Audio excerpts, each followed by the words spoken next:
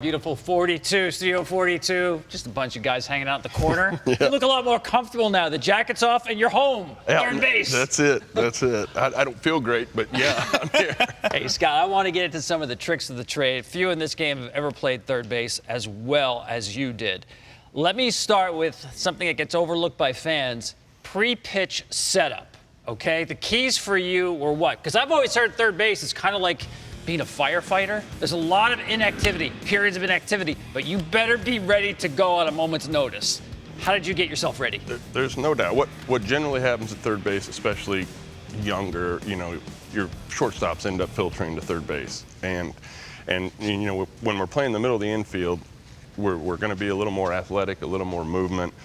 What I learned, again, starting in Philadelphia, and I've mentioned John Vukovich, and he took me and introduced me to cleat Boyer and widened my stance. He knocked it down. I would make an approach, and what I was doing was my feet were not down as the ball's entering the hitting zone.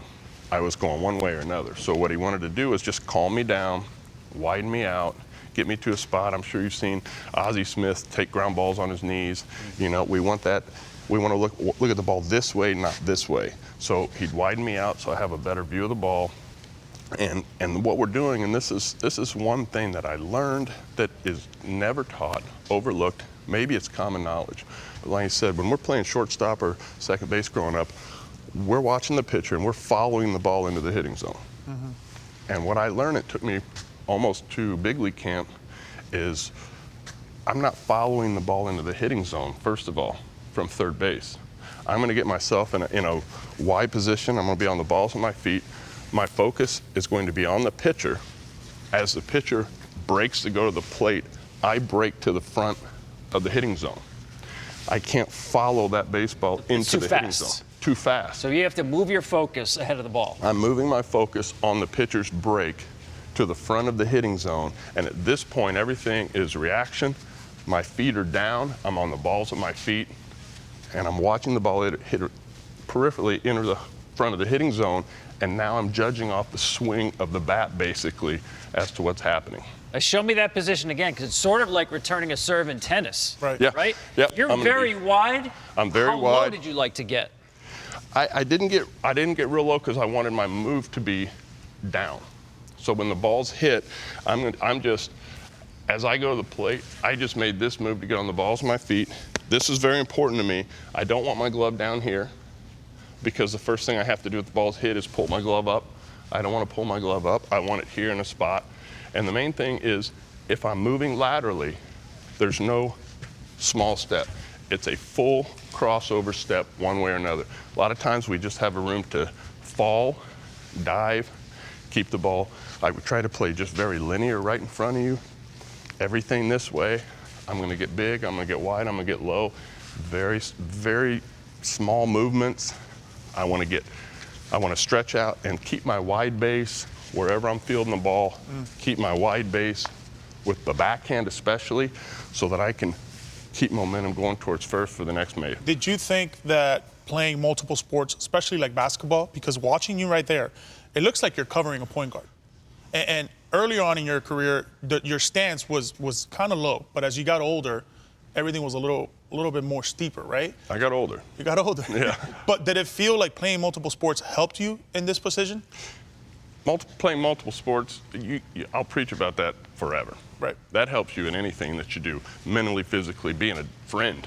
You play an individual sport, you play a team sport, you start to understand the different mechanisms of sports. I played basketball, football, you come out of football and you're immediately, you have a little more Go get 'em. A little more go get 'em in you, right?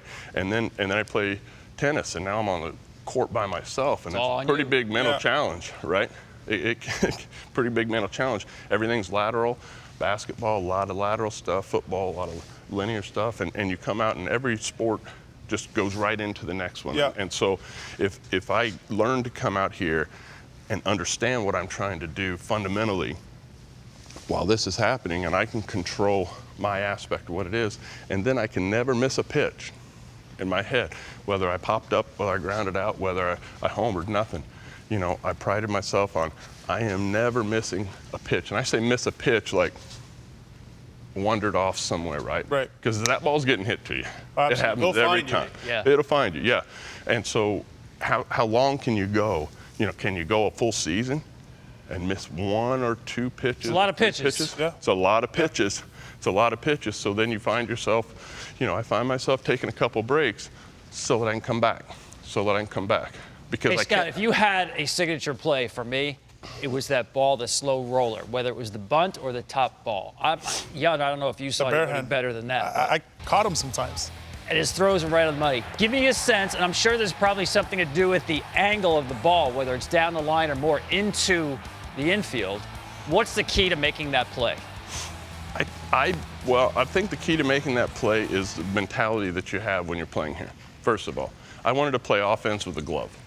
That's what I wanted to do. I wanted to attack balls. I didn't want to play defense over here. I wanted to get big and wide, and I want to attack the baseball and see where it goes. So if I have that mentality and I see that pitch or see that ball coming there, I wasn't consumed in making a big move for the ball. I was consumed as how fast can I get to that ball.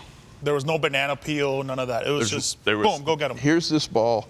How fast can I get to that ball? And then I may figure out what it is. So I always tried to glove the ball first, which then put the ball on this side of my body, basically. And if I couldn't glove the ball, then it's a big thing to me that we don't run like this, you know, with our hand out.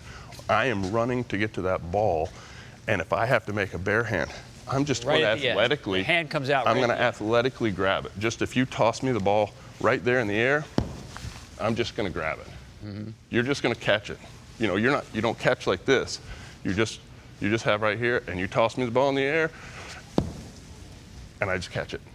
You know, and that's it. I'm covering as much ground as I possibly can. Of course, there's an angle that would be nice. But if I can't make that angle, I have to go to the bare hand. I'm going to make the play. And like Yonder said, the throw's important. You didn't want to make this guy work at first base. No. He never made me work. But he would say, hey, grab that thing and throw it. But it was always on the money. And he took pride in that.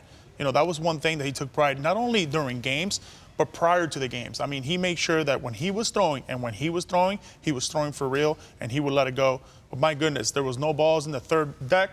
It was big league catch, like a big leaguer and like a Hall of Famer. Everything was right here on the chest. Well, I worked on it. I learned it in the minor leagues, actually, from Trey Hillman with the Yankees. He pulled me off the side when I was with the Phillies and was telling me, hey, you get that ball, you get your shoulder going at that first baseman's chest, and you let it go. And from that point on, that's the only way I practiced. It's the only way I did. And, you know, I tell kids that I coach, my son and whatnot, like, if we're going to miss, we're going to miss down. I'm not going to airmail. I'm not going to airmail my first baseman. You know, pitcher made a good pitch. I got a ground ball.